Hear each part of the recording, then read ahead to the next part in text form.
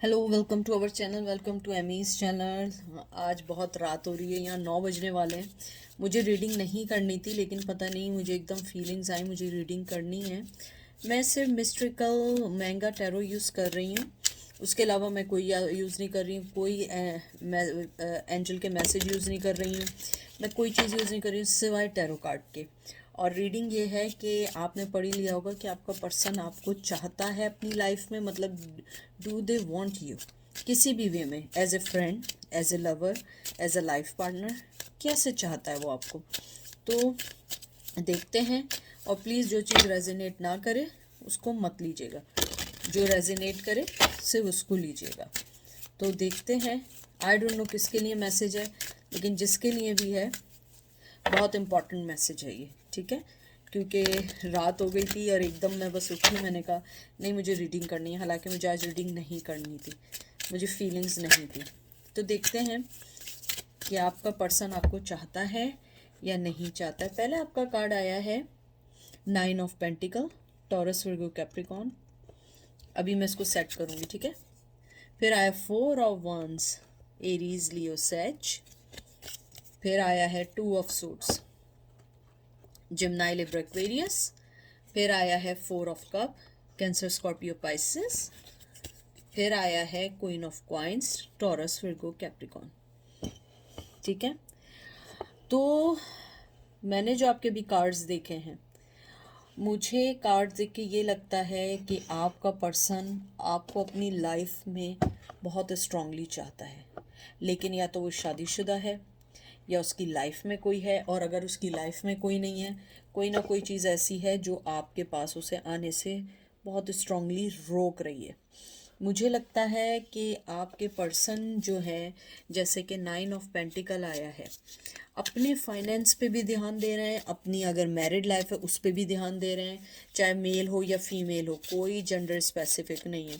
लेकिन मुझे लगता है कि वो आपसे पैशनेटली तौर पे मिले हुए हैं, आप ट्विन फ्लेम में हैं, आपकी एक लॉन्ग स्ट्रॉन्ग जर्नी है। मुझे लगता है आपका पर्सन जितना आपसे दूर जाना चाहता है वो उतना करीब आता रहता है, क्योंकि 4 ऑफ कप्स है।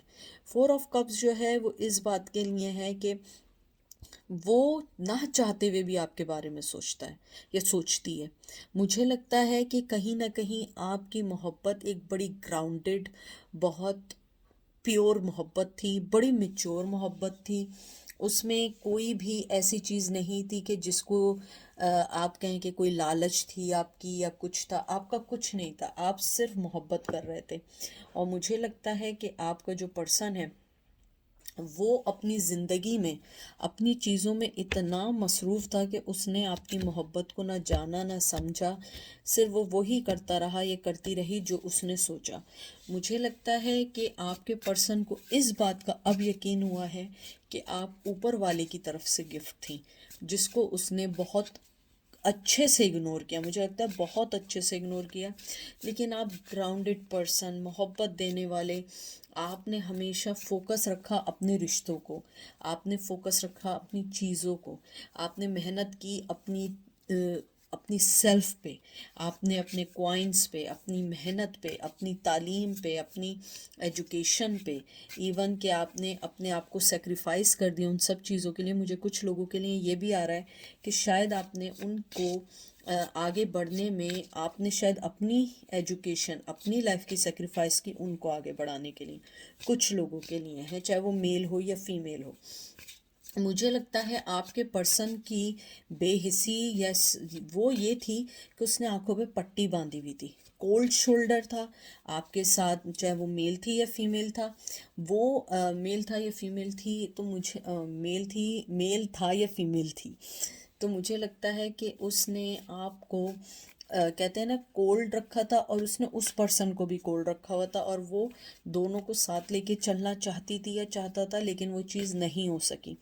मुझे ये लगता है कि आपने अपने आप को बहुत स्ट्रांगली इन सब रिश्तों से अलग कर दिया, क्योंकि शादी का रिश्ता या मोहब्बत का रिश्ता या कमिटमेंट का रिश्ता वहाँ होता है जहाँ फाउंडेशन स्ट्रांग हो। इफ़ फाउंडेशन नॉट स्ट्रॉन्ग, और या उसके अंदर, यानी कि मुझे उसे बताना नहीं आता कि if ground is not stronger, I don't think so कि बिल्डिंग कभी भी उस पर स्टे कर सकती है लॉन्ग।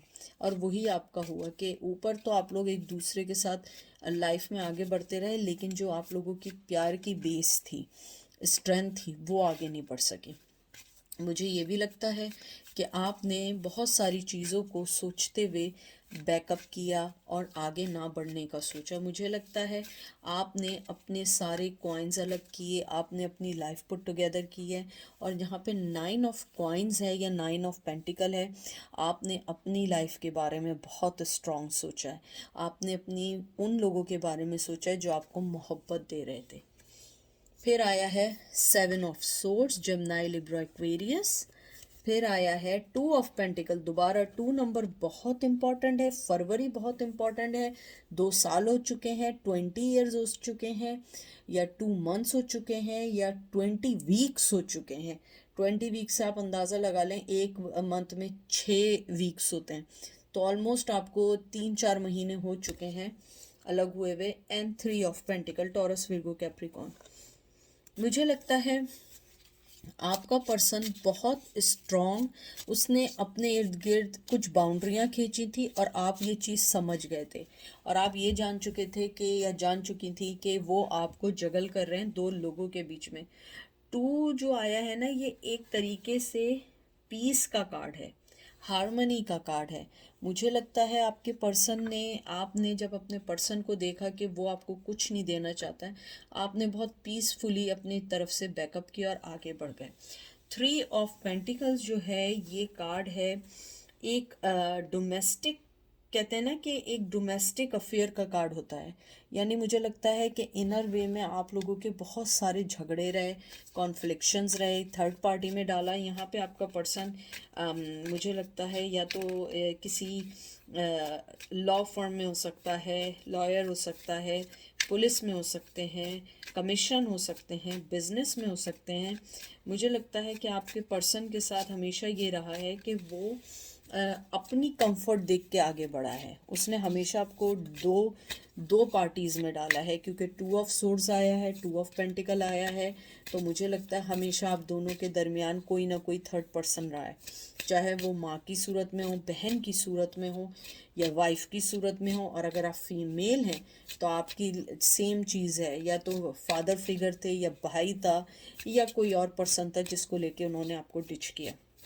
मुझे लगता है आपने वैसे तो इसमें टॉरस, विर्गो, कैप्रिकॉन है, लेकिन इसके अंदर स्ट्रॉन्ग एनर्जी कैप्रिकॉन की है। मुझे ये भी लगता है कि आप लोगों ने अपने आप को सेटिस्फाई करने के लिए अपने आप को बहुत अलग किया है, क्योंकि मुझे ऐसा लगता है कि जब ये कार्ड आता है ना, 3 ऑफ पेंटिकल, मुझे बहुत स्ट्रांगली लगता है कि आप लोगों को अलग कराने में माँ या बाप का बहुत स्ट्रांग हाथ रहा है।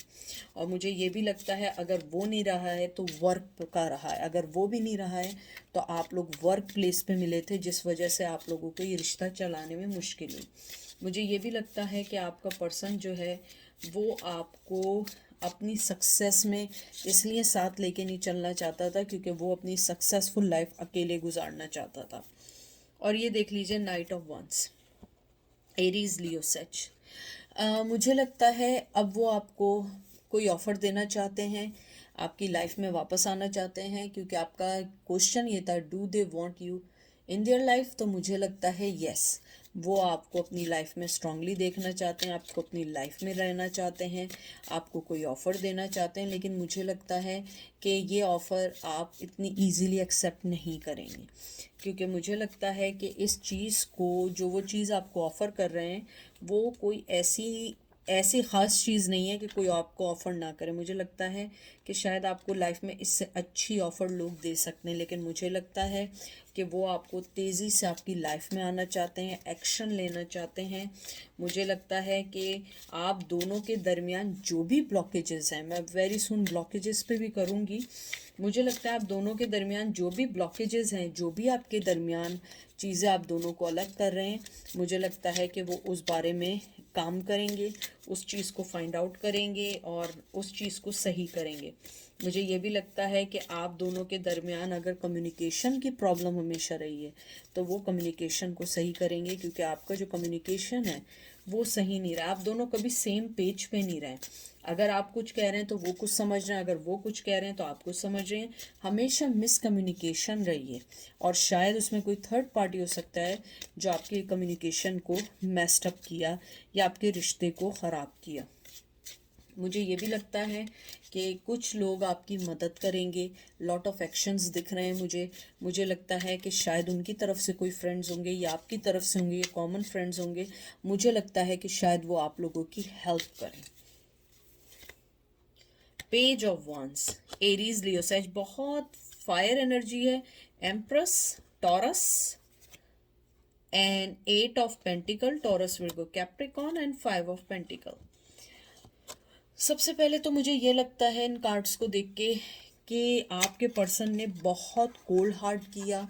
वो आपको जब छोड़ के गए हैं, जब यानी मैं हमेशा ये बात इसलिए कहती हूँ कि बहुत सारे लोगों को ये मैटर करती है बात, कि वो आपको जब छोड़ के गए जब आपको सबसे ज़्यादा उनकी ज़रूरत थी, और अब वो जब आपको कोई ऑफ़र दे रहे हैं। पेज ऑफ वॉन्स बहुत यंग एनर्जी है।